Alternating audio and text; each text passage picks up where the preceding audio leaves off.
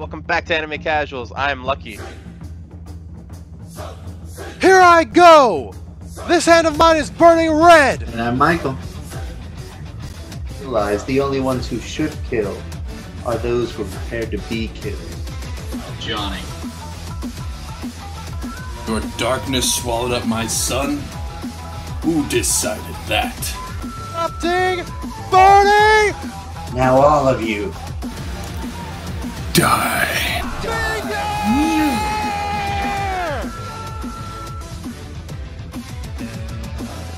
Now! Hey, what's happening, everybody? Welcome back to Anime Casuals. I am Lucky. And I am Michael, and the soul of Johnny is right next to me. You can believe that because we are Anime Casuals. Thank you guys so much for watching and listening. I was about to combine those two words. Not a good idea. Whistling. Thank you so much for whistling. We can't hear you, but you keep doing you. Either way, today on the casual discussion, we're going to be talking about traumatic childhoods. You know, I feel like this list could just go on forever because this is basically what anime is, just people with traumatic childhoods all over the place. So since I came up with this, I thought I would just go ahead and start here. And I thought I would just start with the person that inspired this list, by the way. Speaking of this anime, if you guys want to listen to our Weekend Talk about it, you can go ahead and check that out on our podcast. But yeah, we're going to be talking about Riko from Made in Abyss. She has her whole childhood is on display in Made in Abyss, and it is god awful. I'm not gonna spoil too much of what she's done or what has happened to her.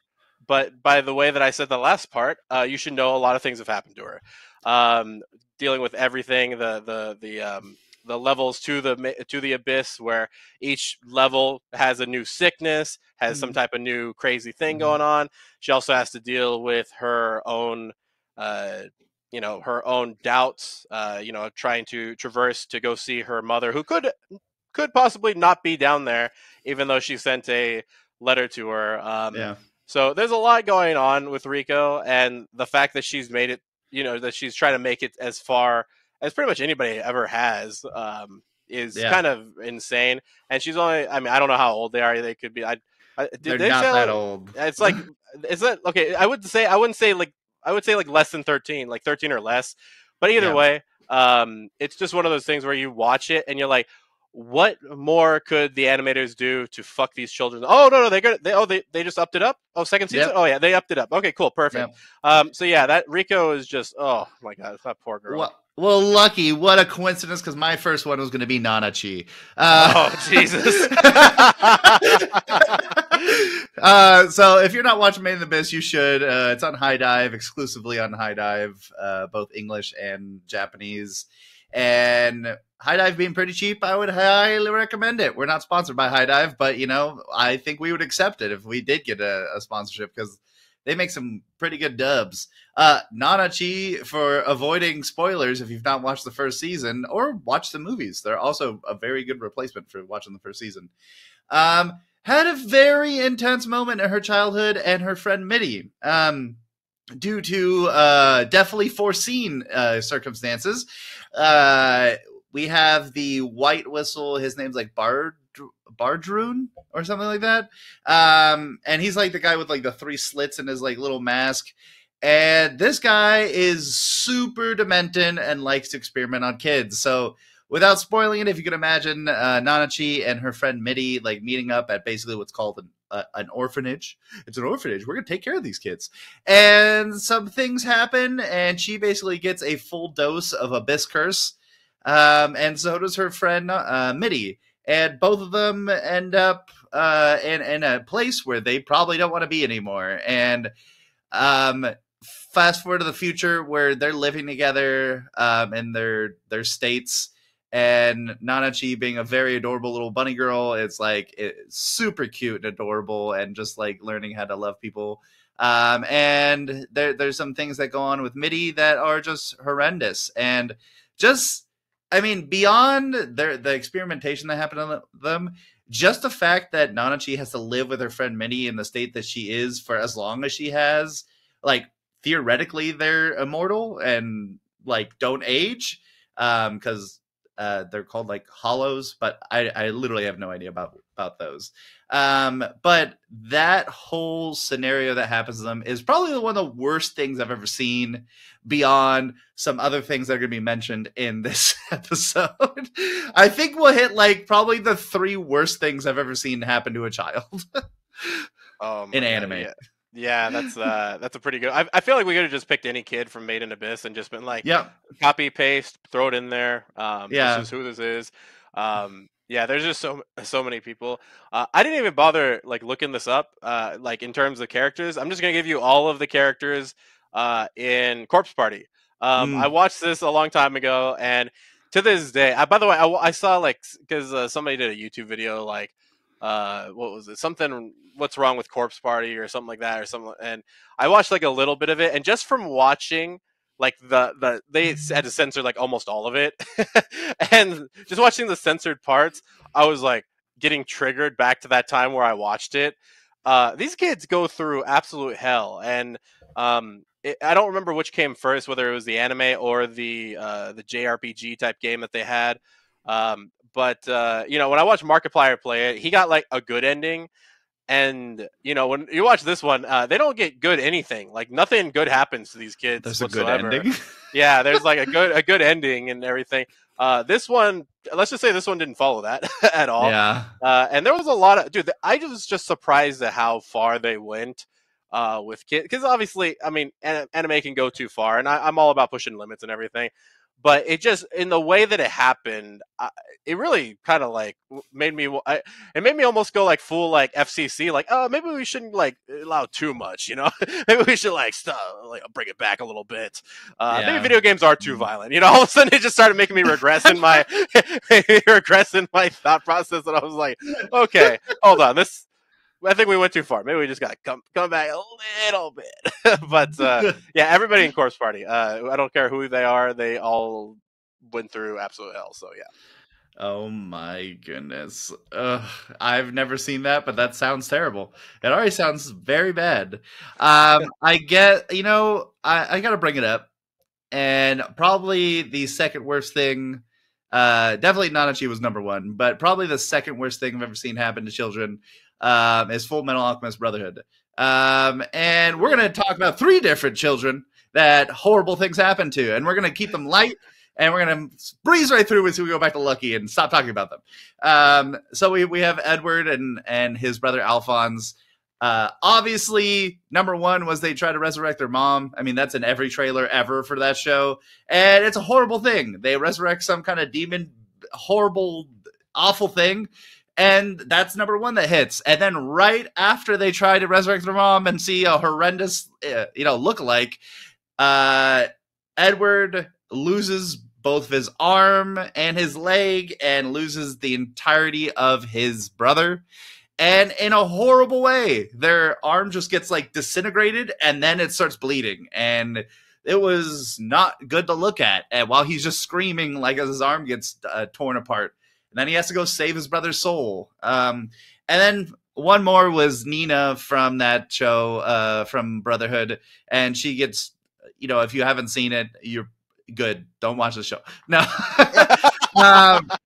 Another crazy experimental dad who's like, hey, look at my daughter. Look at this dog. That's cool. Put them together. And, you know, sometimes the fusion dance turns out wrong. And that's what we got to learn is that, you know, don't fuse with your dogs. You're just going to end up in a horrible place. And there's plenty of meme-worthy images out on the internet of Nina and her dog, and they're all terrible. And to be honest, that's horrible. Like, but all 3 of those things in this anime are probably the worst things in the entirety of the anime. Beyond, you know, the genocide and all that happens with the show. But, like... whatever. Yeah, we just... You know, bad stuff happens to kids. Stop happening to kids, please.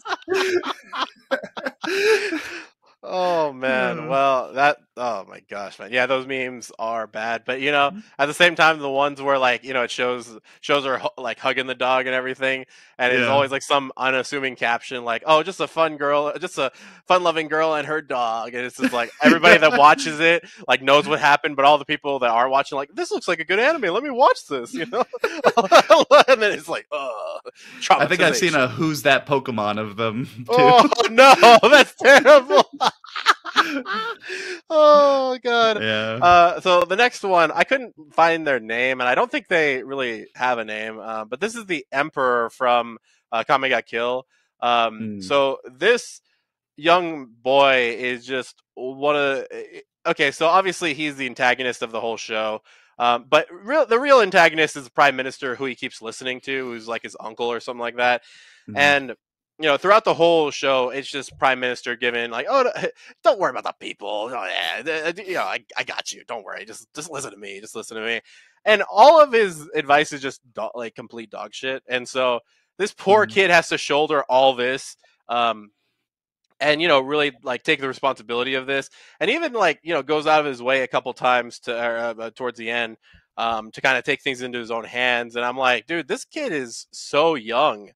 I mean, you kind of forget about that after a while, and you kind of forget because he's emperor, he has to shoulder a lot of stuff, which is why I never really liked the like monarchies and princes and all that other stuff. Mhm. I'm like, you know what, maybe wait till a little bit older, maybe just a little bit, because yeah, this is a bit much. So yeah, the Emperor from Kame ga Kill, That's great pretty bad. series, but Yeah. yeah, unfortunate for that little Emperor kid. Yeah, mental abuse. Woohoo! Woohoo!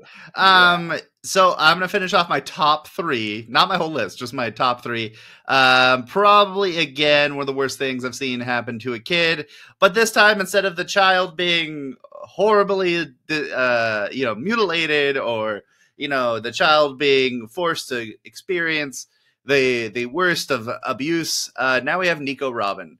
And I could probably riff Yeah. off like 10 more characters from One Piece, and I actually have them on my list. But Nico Robin is probably one of the few actual stories that actually made me cry because of how lovable she is as a kid, and then how quickly her life turns around. And then also, I forgot his name, but the guy, the big giant guy who taught her the laugh. Yeah. I think all of that like put together, and how he kind of sacrificed himself for Nico Robin is like horrible. And quickly go over that, because if you haven't watched One Piece, I mean, that's probably 50% of the way through One Piece is when we learn about Nico Robin.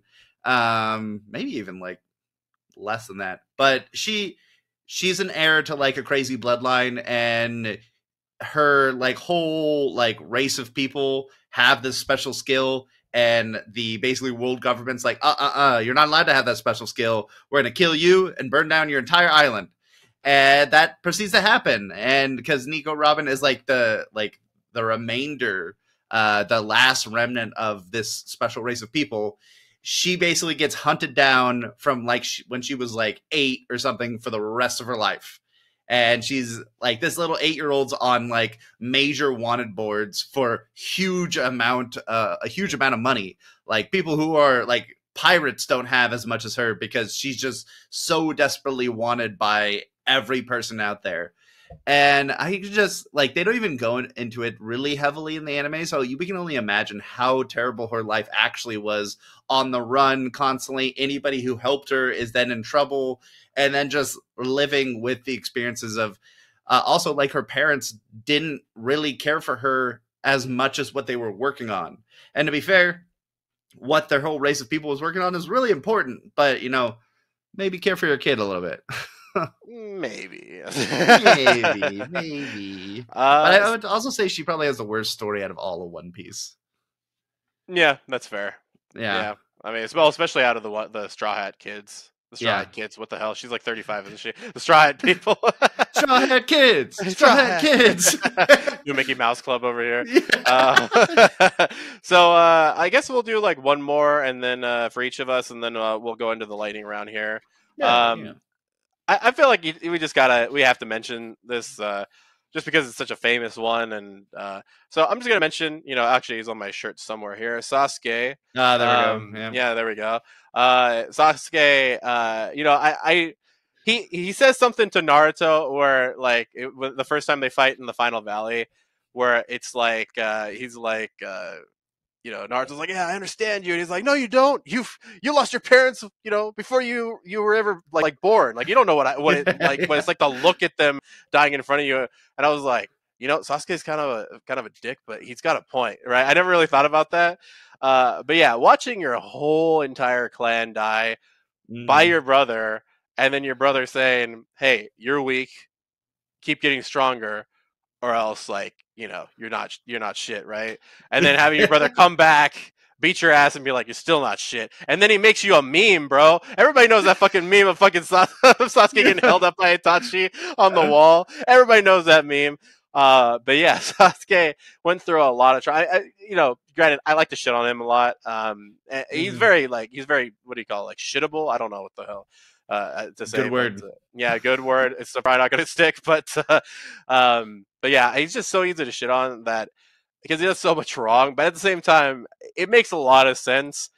His whole clan is wiped out, and it's so interesting because I didn't really think about it too much, but everybody's walking around like the Hyugas can see each other like, hey, what's up, Byakugan? Yeah, like the Nara clans like, hey, let's play shadow puppets and shit. And then like the fucking Sasuke is like, hey, anybody want to use the Shuri? Oh, okay, I guess not. Oh, look, another lonely boy over there. Nah, no, he's a loser. Yeah, right. So yeah, Sasuke, I definitely had. Actually, funny enough, Anime Josh was the one that brought me around to it.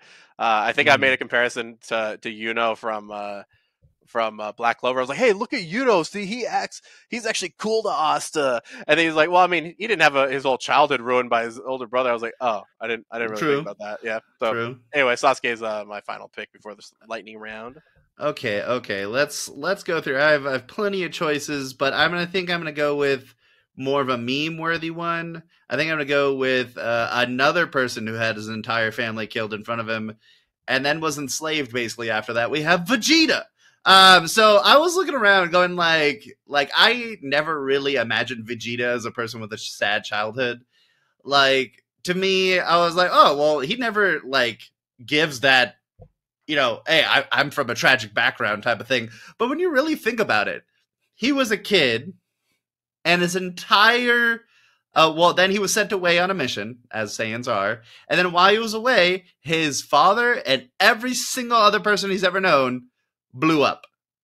And then the person who did all that said, hey, Vegeta, now you're working for me, and you're going to be like my little slave soldier boy. And that is horrendous. And basically, like the Vegeta we see in Dragon Ball Z, like initially when we see him, is a Vegeta who's had years upon years upon years of, and who knows how slow Saiyans, actually grow. I mean, we kind of know from Goku, but I mean, we have years upon years of mental abuse and trauma and, probably, I don't know, very little physical, but, basically just being forced to annihilate planet after planet to sell it back to Frieza.